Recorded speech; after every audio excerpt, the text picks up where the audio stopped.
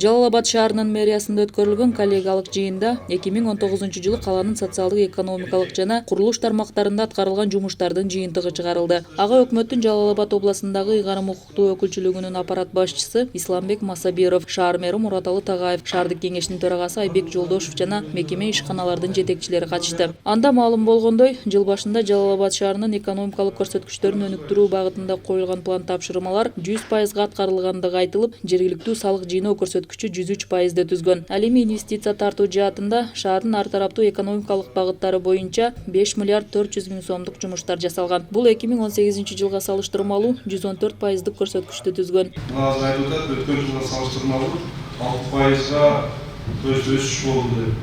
2018 жылга салыштырмалуу чыгарылган продукциянын көлөмү 6%га көп болду деп. Жалпысы бул жерде айтып атат 234 миллион сомдук продукция өнүктүрүлдү. Ал эми 2018 жылга салыштырганда 67 миллион сомго продукция өнүктүрүлдү. Бирок бул жакшы көрсөткүч, мына чек болбош керек. Шаарга инвестицияларды тартуу жана экономикалык көрсөткүчтөрдөгү жетишкендиктердин натыйжасында 2019 жылы 123 чакан жана орто өнөр жай ишканалары ачылган. Анда жалпы 849 жаңы жумуш орундары түзүлгөн. Жыйындын алкагында калаада 2019 жылда калктын социалдык өнүгүүсүн камсыздоо менен бирге курулуш тармактарында аткарылган иш-аракеттер боюнча да маалыматтар берилди. Байзаков көчөсүндө жайгашкан муниципалдык курулуш маркетинин чатыры 694 миң сом акча каражатына жабылган. Андан сырткары Жеңиш шаарчасында бала бакчанын курулушу толугу менен бүткөн колдонууга берилди. Анын баасы 19 миллион 190 миң сом акча каражатын түздү.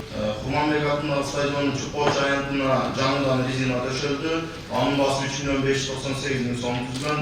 Мында шаар башчысы Мураталы Тагаев 2020 жылда шаарды ар тараптуу өнүктүрүүдө тармактагы кызматкерлерди жигердүү иш алып барууга чакырды. Аны менен бирге 2020 жыл өлкөдө аймактарды өнүктүрүү, өлкөнү санариптештирүү жана балдарды колдоо жылынын алкагында тиешелүү иш-аракеттерди жүргүзүү керектиги эскертилди.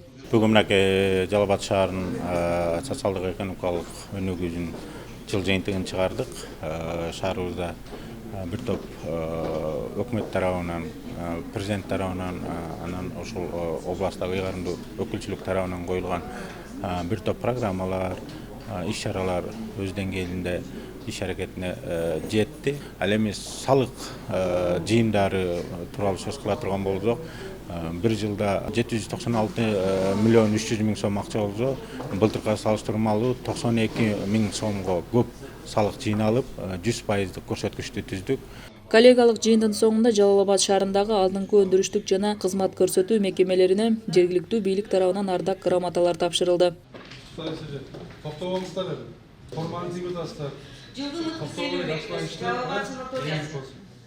Нурайым Турнумаматова, Бийбек Жумабаев, Жалал Абад шаары.